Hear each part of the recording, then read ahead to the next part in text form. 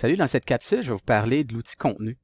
L'outil contenu, c'est l'endroit dans ECT où on peut déposer tous nos contenus de cours, nos liens, nos vidéos et toute autre activité d'apprentissage qu'on souhaite donner à nos étudiants. Vous allez voir que sur la page d'accueil, il y a un outil qui s'appelle Navigateur du contenu.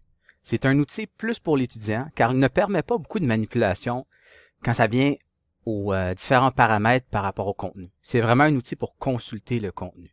Donc d'ici, l'étudiant peut naviguer les différents modules, voir son progrès par rapport au visionnement de chacun des modules et des contenus, et même télécharger, donc quand il arrive sur un document, il peut télécharger un document directement d'ici, ou même accéder à un lien externe. Mais comme enseignant, je vous recommande fortement de passer toujours par l'outil contenu qui est ici dans la barre de navigation. Donc de la barre de navigation, on clique sur contenu. D'ici, vous allez voir beaucoup plus d'informations. Donc, évidemment, on a encore la structure de modules. Mais d'ici, on peut voir si les modules sont visibles ou non. Donc, le premier module ici, thème 1, est visible, mais le thème 2 et le thème 3 est masqué. C'est de l'information qui n'était pas visible sur la page d'accueil. Donc, il veut dire qu'un étudiant qui rentre sur le cours verra seulement le thème 1. On peut aussi voir qu'à l'intérieur du thème 1, il y a 4 objets. Dans le 2, il y en a 1, et dans le 3, il y en a 2. Pour faire apparaître le contenu d'un module, on clique dessus. Et là, à l'intérieur, vous allez voir des sous-modules. Votre cours n'est pas nécessairement configuré comme vous voyez à l'écran. Je vous recommande de penser à votre structure et de proposer quelque chose qui est le plus simple possible. La règle de base pour un site, c'est pas plus que 3 clics. Donc, si l'étudiant doit cliquer plus que 3 fois pour rentrer à l'intérieur de sous-modules pour trouver du contenu, il y a des bonnes chances qu'il va se perdre.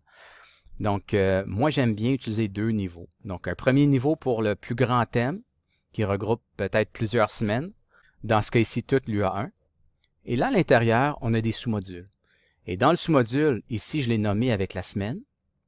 Donc, la semaine, le nom ou le sujet pour cette semaine-là. Donc, ça, c'est important aussi. Certaines personnes mettent seulement, par exemple, la semaine. Donc, ça ne parle pas beaucoup sur qu'est-ce qui est à l'intérieur. Donc, je vous recommande fortement d'ajouter un peu d'informations sur le titre du module. Et même, autre chose qui n'est pas visible ici, c'est qu'il est possible même de mettre la date. Donc, on pourrait mettre, par exemple, semaine 1, 3 septembre, 2 points, le système informatique du collège.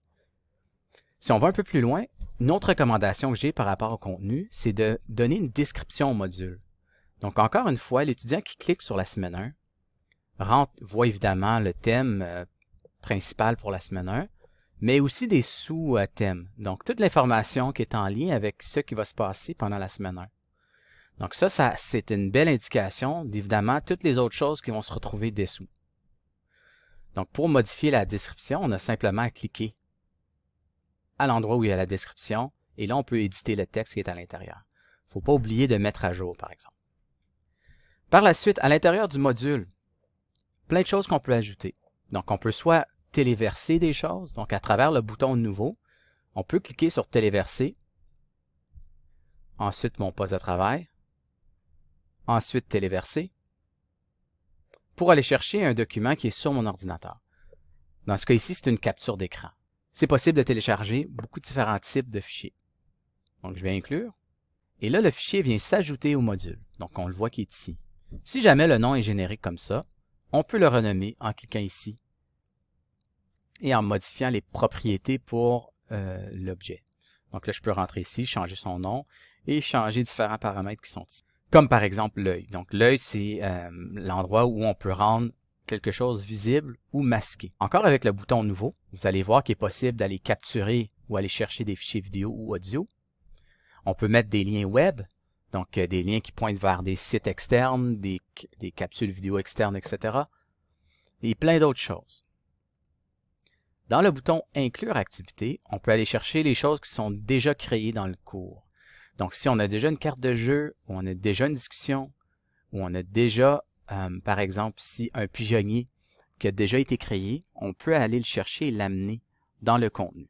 Le contenu est vraiment l'endroit central pour toutes les activités dans ECT. Donc, même si on crée des objets ailleurs, comme par exemple le pigeonnier ou le questionnaire ou autre, il est fortement recommandé de les ramener vers le contenu parce que ça devient vraiment plus fluide pour l'étudiant et séquentiel. Donc, par exemple, si je clique ici sur le pigeonnier, je peux inclure un pigeonnier qui avait déjà été créer et là, on voit qu'il s'ajoute ici. Une chose qui arrive parfois avec les modules, c'est par erreur, on le laisse en mode masqué. Donc, il faut faire attention que si on masque, par exemple, un module ici, donc ça, je viens de masquer le module Semainer au complet, tout le contenu à l'intérieur est aussi masqué, même si je n'ai pas masqué individuellement les différents fichiers. Donc là, c'est important de vérifier à différents niveaux. Dans la même veine d'idée, si je masque, par exemple, un module plus élevé au niveau de l'hierarchie, comme ici dans le thème 1, je peux le masquer.